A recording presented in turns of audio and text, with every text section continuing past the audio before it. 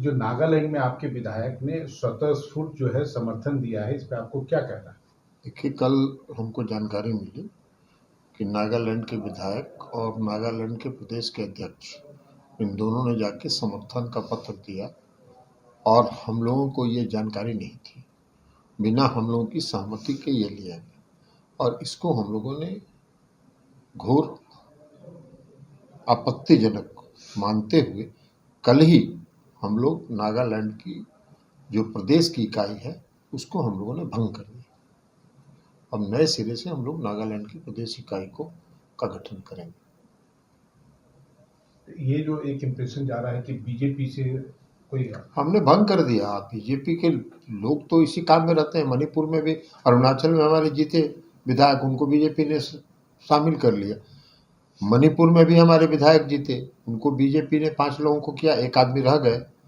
लेकिन नागालैंड में भी जो घटना हुई, एक हमारे विधायक जीते थे, उन्होंने जो समर्थन का पत्र दिया सरकार को, उसको हम लोगों ने घोर अनुशासनहीनता माना और इसलिए माना कि हमारी पार्टी का स्पष्ट राय है कि हम भारतीय जनता पार्टी के साथ किसी भी सूरत में नहीं जा रहे हैं और न दिखाई पड़ेंगे। सर, क्या तोड़ मरोड़ की राजनीति कर रही है बीजेपी लगातार? बीजेपी लगातार तोड़ मरोड़ की ही राजनीति कर रही है, सिर्फ तोड़ मरोड़ की राजनीति नहीं कर रही है।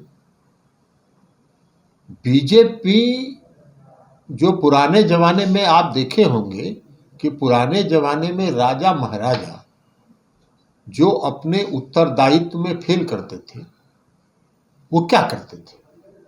जनता की आवाज को दबाने के लिए जो भी विरोध में वो खड़ा होता था, उस पर चाबुक चलाते थे। तो वही काम भारतीय जनता पार्टी कर रही है। तोड़ मरोड़ क्या हुआ? महाराष्ट्र में क्या हुआ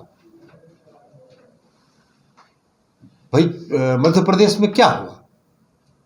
बिहार में भी वो करना चाहते थे, लेकिन उनके करने के पहले हम लोग सचेत होकर हम लोगों ने कदम उठाए। तो ये उनकी राजनीति है, जो अपने काम के बल पर वोट नहीं मांगते हैं, जिन्होंने 10-9 साल में कोई काम नहीं किया, तो वो करेंगे क्या?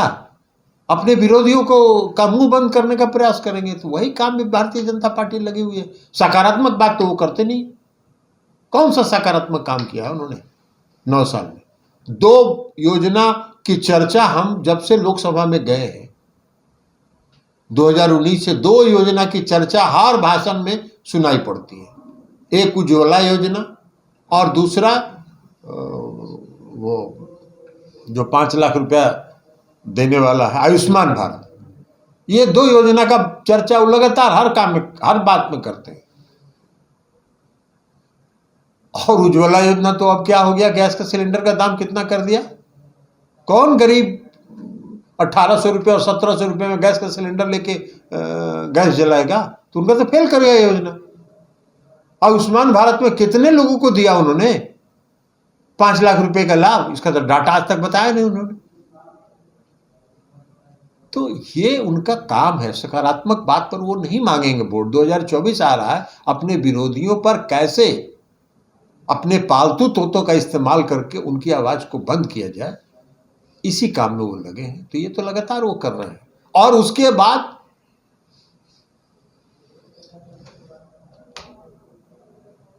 भ्रम फैला, अफवाह फैला। अभी तमिलनाडु और बिहार के बीच में जो तनाव पैदा करने का उन्होंने अफवाह फैलाया, क्या हुआ? कुछ नहीं हुआ, कोई घटना ही नहीं हुई। बिहार की टीम भी वहां गई हुई है, तमिलनाडु की सरकार ने जांच किया है, कोई घटना ही नहीं हुई है। और जो कोई घटना हुई नहीं, और गिरफ्तार कौन कौन लोग हुए हैं? तमिलनाडु की सरकार ने जो गिरफ्तारी की है, किन किन लोगों की गिरफ्तारी हुई है? तो अफवाह फैलाना, भ्रम फैलाना जनता के बीच में, अपने विरोधियों को दबाना, अपने विरोधियों की आवाज को बंद करना, यही सरकार का फितरत है। और इसी पर काम करके वोट लेना चाहती है। जनता इस देश की बहुत सचेत है और बहुत सतर्क है। उस समय आने पर हिसाब बता देती है। सर, आपके जो विरोधी हैं उनको केंद्र सरकार बड़ी, अरे वो तो देगी ही ना, क्या करेंगे? लेकिन उससे कोई फर्क पड़ रहा है? 2015 का विधानसभा चुनाव याद करिए। 2015 के विधानसभा चुनाव में ये सब लोग साथ थे एनडीए के, और जिनको अभी उन्होंने Y+ की सुरक्षा दी है, तो कितना सीट लड़े थे और कितना जीते? 0 पर आउट हुए थे। तो इसलिए ये सब काम है उनका, ये सब चलता रहता है। सर, बजट को लेकर भी कह रहे हैं कि केंद्र सरकार के पास बिहार सरकार जाएगी कटोरा लेके, कुछ तो है नहीं बजट में। बजट में हमारे यहाँ से जो बजट में है वो केंद्र के भरोसे चला रहे हैं क्या? बिहार में जो हर घर नल का जल योजना चला, हम एक योजना की सिर्फ बात कर रहे हैं, ये 2015 में इस सरकार ने घोषित किया और उसको पूरा कर लिया।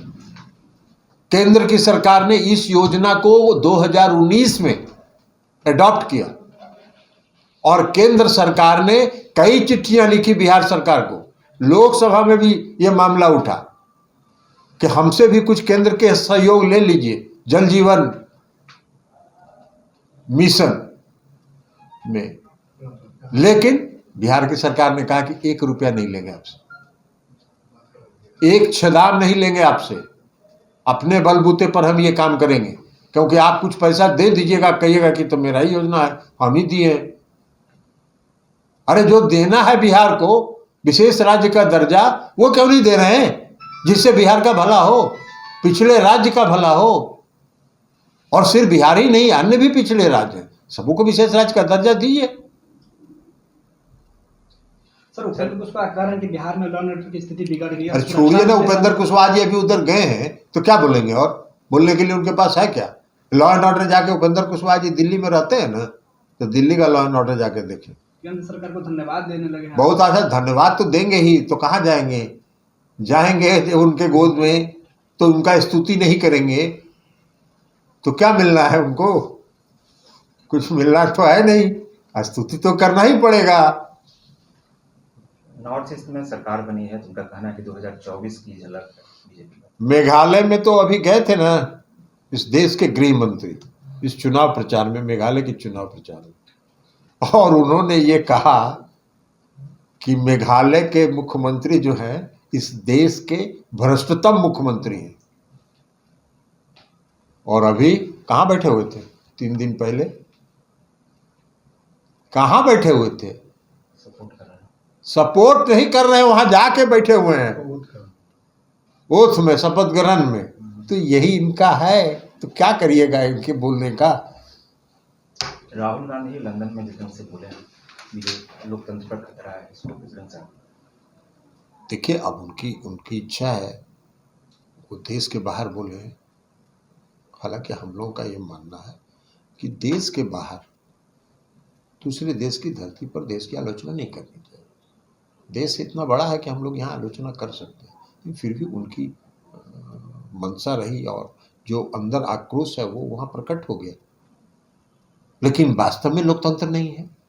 कहाँ है लोकतंत्र? अभी सुप्रीम कोर्ट ने जो आदेश किया है चुनाव आयुक्त की नियुक्तियों के लिए, पर क्या है वो? लोकतंत्र पर खतरा है कि नहीं? भाई, चुनाव आयुक्त तो देश में चुनाव कराता है ना, चुनाव आयोग, उसको आप अपने कब्जे में कर रहे हैं। इस देश में सबसे बड़ा कॉर्पोरेट घोटाला हुआ 81,000 करोड़ का। आज तक केंद्र की सरकार के किसी मंत्री ने कहा एक शब्द भी, यह भी कहते कि घोटाला नहीं हुआ, मौन भर धारण किए हुए हैं।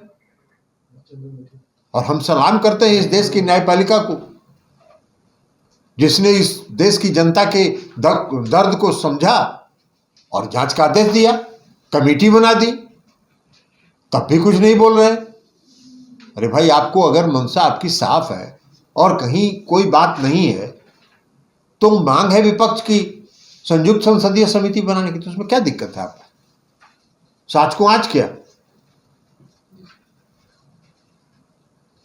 तो इसलिए वो तो है ही, लोकतंत्र का खतरा तो है ही। सारी संस्थाओं को जिस तरह से सीबीआई, ईडी, इनकम टैक्स का इस्तेमाल किया जा रहा है, जिस तरह से संवैधानिक संस्थाओं पर अपने मनोनुकूल लोगों को पदस्थापित करने का जो सुनियोजित षड्यंत्र चल रहा है, ये क्या है? लोकतंत्र के लिए खतरा ही ना है। इसलिए लोकतंत्र पर तो खतरा तो है ही। नमस्कार, मैं हूं मानक गुप्ता। अगर आपको हमारा ये वीडियो पसंद आया हो तो इसे लाइक और शेयर जरूर करें, और हां, हमें सब्सक्राइब और फॉलो करना ना भूलें ताकि आप देश और दुनिया की कोई खबर मिस ना करें। तो जुड़े रहिए हमारे साथ और देखते रहिए न्यूज़ 24।